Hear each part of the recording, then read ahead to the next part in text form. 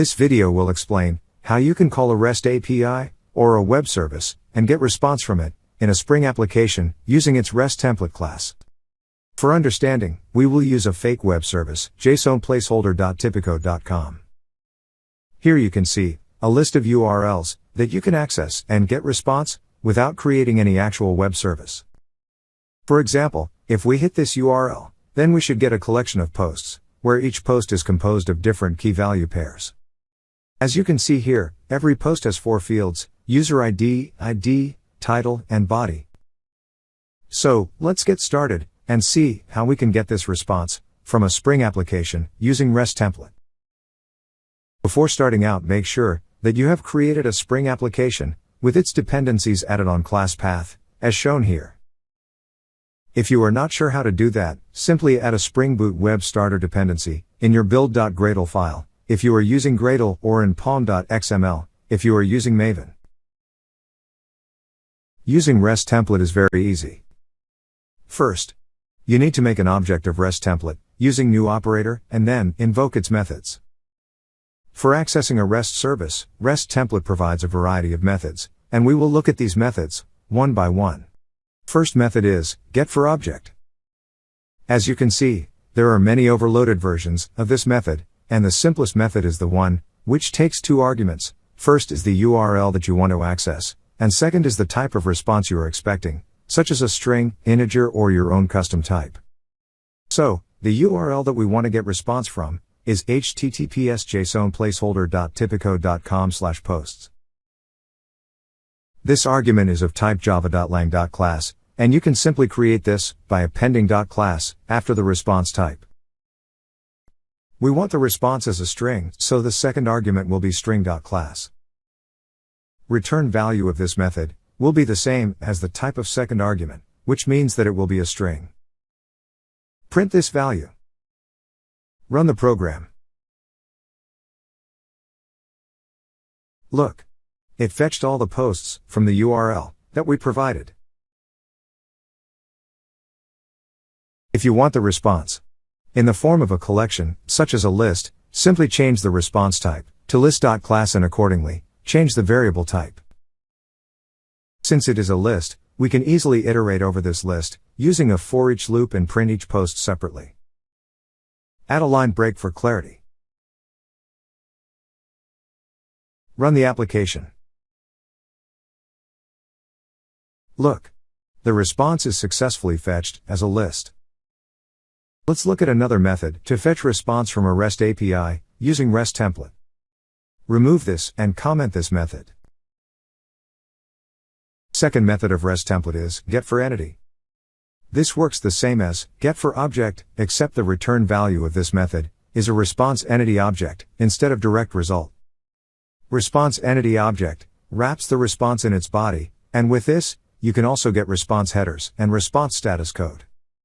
This is the benefit of using response entity. There are overloaded versions of getforentity method as well. But the one which takes 2 arguments also serves the purpose. Let's copy the URL and paste it here.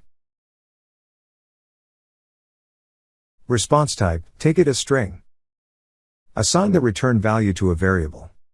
Name it response entity. Note that response entity is the generic type, and its type should be the same as the type of response that you are expecting, or the second argument value. Now, you can access the actual response returned from the REST API, using its getBody method. If you are interested in response headers, then get them using its getHeaders method. Print both the response and headers. Run the program.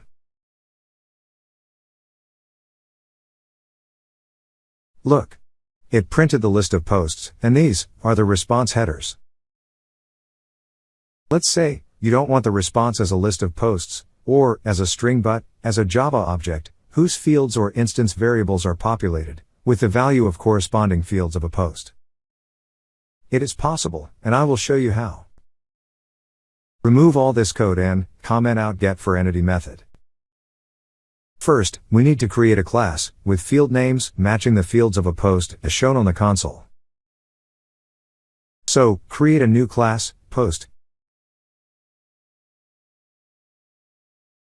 Its fields will be ID, user ID, title, and body.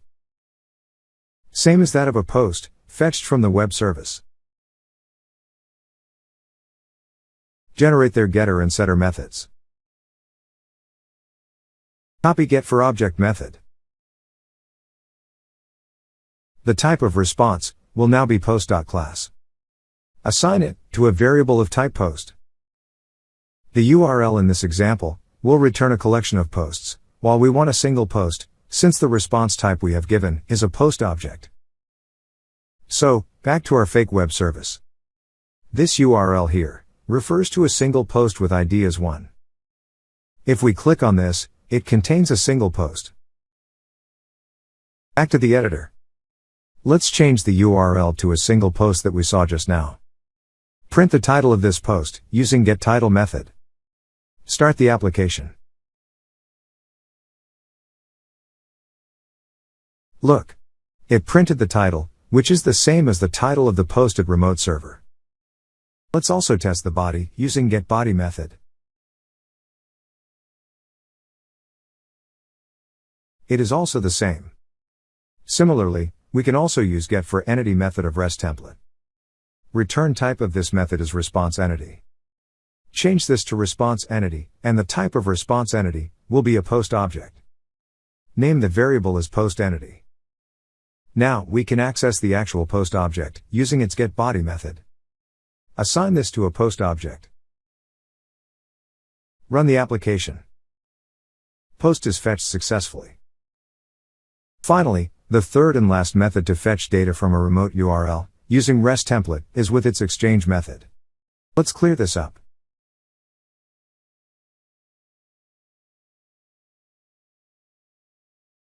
There are overloaded versions of this method, and we will use the one which takes arguments of type requestEntity and java.lang.class.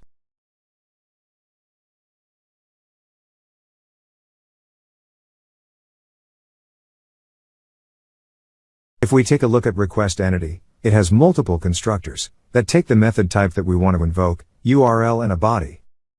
Method here refers to HTTP methods, such as get, post, put or delete. Constructor, which takes a body, is only required when the HTTP method is post or put. Back to our code. Create a requestEntity object using its constructor that takes the HTTP method and URL. URL is accepted as a URI object. So, supply a URI object containing the URL, which we want to access. Import the URI class. Response type shall be the same as we saw in our earlier methods, which is post.class, since we are fetching a single post. Exchange method returns a response entity object, similar to getforentity, and the type of response entity will be, you guessed it right, post. As earlier, we get a post object using getBody method of response entity. Print the user ID of this post. Run the application. Look. It is 1. That is all on fetching data using RestTemplate Spring class. If the video was useful, do not forget to like it, and if possible, share it with your friends and colleagues.